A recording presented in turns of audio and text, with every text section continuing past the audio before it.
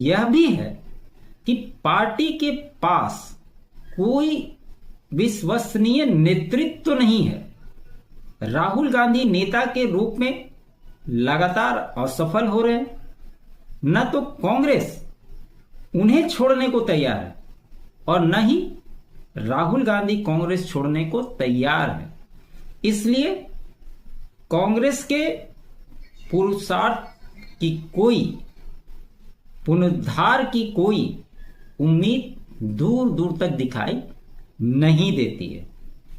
इस देश के इतिहास में शुरुआत से अगर आप देखें तो दो ही राष्ट्रीय दल थे, एक कांग्रेस और दूसरा भाजपा।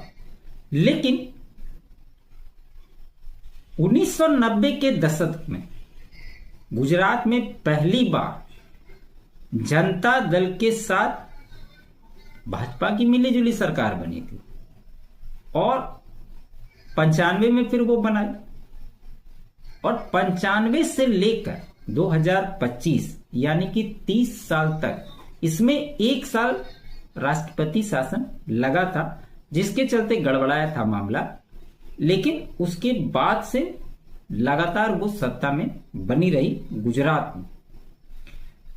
पिछले 3 लोकसभा चुनाव से भाजपा प्रधानमंत्री नरेंद्र मोदी के नेतृत्व में सत्ता में, लोकसभा में विराजमान है और देश की राजनीति में प्रधानमंत्री नरेंद्र मोदी के आने के बाद से जिस प्रकार से राजनीति चेंज हुई है, कई बार तो आप देखेंगे कि आपको ऐसा लगेगा कि विपक्ष क्या करना चाह रहा है, वो समझ से परे हो जाता है।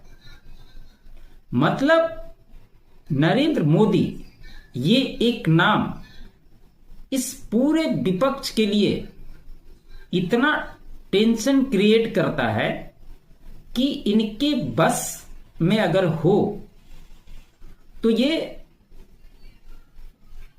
देश के बारे में, देश की सेना के बारे में, देश से जुड़े ऐसे मुद्दे जो बाहर वालों के सामने डिस्कस नहीं किए जाने चाहिए। आपने पिछले दशकों में देखा कि किस प्रकार से राहुल गांधी जब भी विदेशी धरती पर जाते हैं तो उनके बयानों में क्या कुछ दिखाई देता है। हाल ही के दिनों में ऑपरेशन